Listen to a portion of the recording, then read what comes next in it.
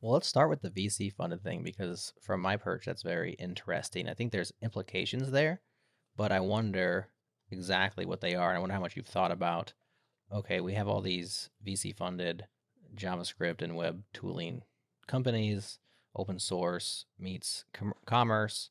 I'm seeing a bunch of it. It's hard to find a brand new open source project today that's not either started by a large corporation already who's was VC funded at some point and has made it over the hill, or is like, hey, we're an open source company and we just raised as a seed round or a Series A, etc.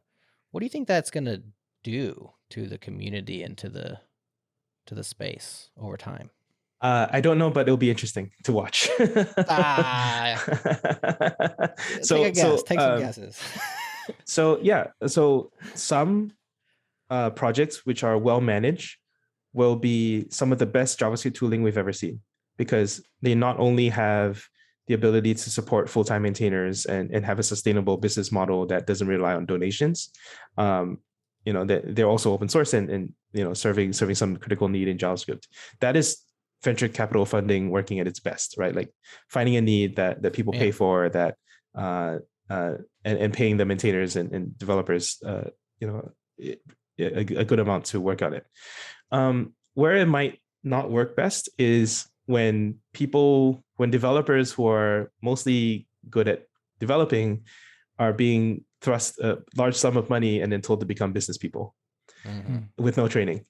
And Right. and that might be a concern because so in other words, some of these are going to fail, and that means that the projects that they promote and maintain may be rushed in some way or abandoned. And in other words, you have more suspicion of a typical open source project than you would as a standard open source project, because you don't know if the license is going to be changed on you. You don't know if the core product is going to be crippled by features just to put a paywall on some product, or if they just run out of funding and then they just they abandon it, which can happen to typical open source as well. So Right. nothing's new there. I think just the experiment is very useful, and people showing the way like Vercel and Netlify, and not both now being unicorns, I think is super helpful for the newer projects in the ecosystem.